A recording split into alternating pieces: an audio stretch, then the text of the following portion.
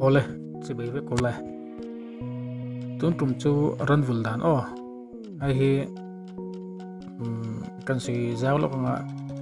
IT lam pang hi ka chol san che pawa ran te ka vula te hian ha te lam pang hi ril ru deu kan da deu wangin ka channel a pon ron upload chau ka tum ran vul dan film choning kun na tho dan rim poran upload chau ka tum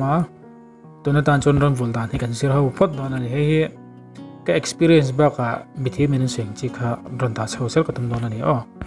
application ne update chau sel to ani chumi ma chonin download dangan soyenga description han link karon da download na tur kha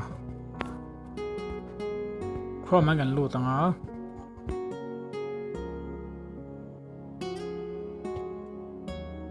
ai kan download tur ani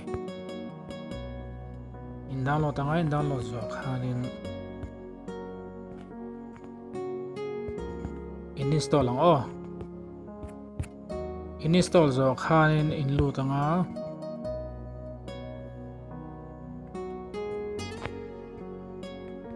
welcome not automatic khanin share anga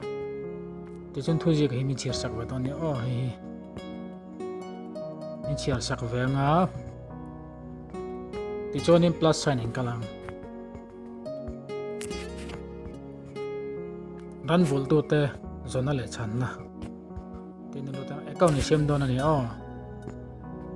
profile sem don no mangi nem te hi security ka dawangin okay ngay to kha ti lo cho sem thoi lo chon ta hianin mingin chuang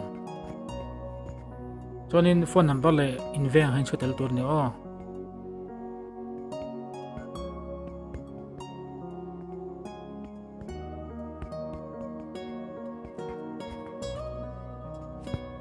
chonin in fill up zo khanin ikum zati je kanga mi pang ni mi che danga i profile dang chonin hi icon in son dang i save ma chon ta hianin inar sanan che te athuron an chi ta pho athon the ne ai hi thalak thon na ni hi video thon na chon emoji te khan chon private pana biak thea chon kena kan la zero haw wanga chonin ta hianin application mang tu te tiam ta chon ran full tu te video en tu tin ta han video en share te kan ran full ta na kha kan share don ni cho ta ngan lo tanga plus ana khan te khan kan upload mai don ani khati jong kha ni phot ta sala anexa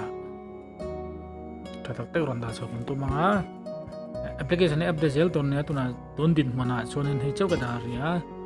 thu tha tak tak karon da so don ni